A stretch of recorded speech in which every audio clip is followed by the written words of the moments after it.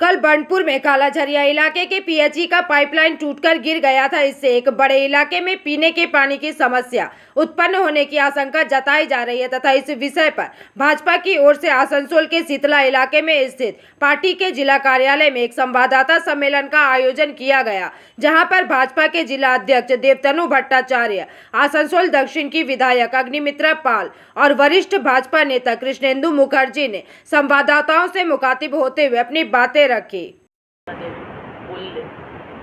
এবং গতকালও আমরা ওখানে গিয়েছিলাম। আজকে ব্রিজটা ভেঙে পড়ল।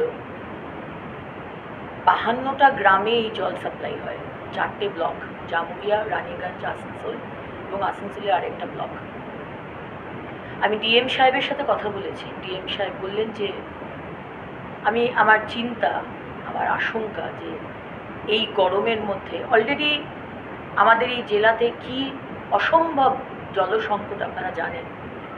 মাননীয় প্রধানমন্ত্রী নরেন্দ্র মোদীজির জল জীবন মিশনের কোটি কোটি টাকা এসেছে, এখনও বেশিরভাগ জায়গাতেই পাইপলাইন বসেনি। বাড়ি বাড়িতে জলের কানেকশন দূরের কথা, যেখানে পাইপ বসেছে সেখানে এখনও জল চালু হয়নি।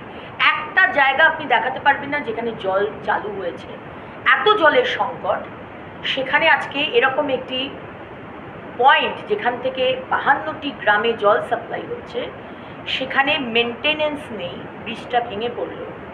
এবং আসল যে কারণ, এটা আপনারা অলরেডি জানেন, শুনেছেন।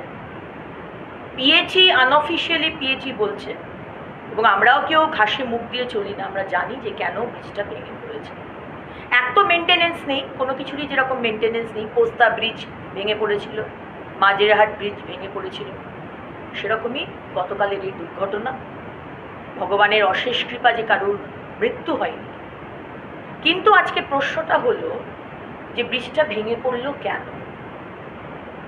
হ্যাঁ, ব্রিজটা ভেঙে পড়লো এই কারণেই, যদিও বা আজকে ডিএম সাহেব বললেন যে উচ্চপদস্থ অফিসাররা আসছে, তারা দেখবে কেন ব্রিজটা ভেঙে পড়েছে এবং কতদিনের মধ্যে ব্রিজটাকে ঠিক করা যেতে পারে, এবং ততদিন অবধি আমরা ট্যাঙ্কার দিয়ে এই 52টি গ্রামে আমরা জল সাপ্লাই করব। আমি প্রশ্ন করেছি, অতগুলো ট্যাঙ্কার কি আছে আপনাদের কাছে?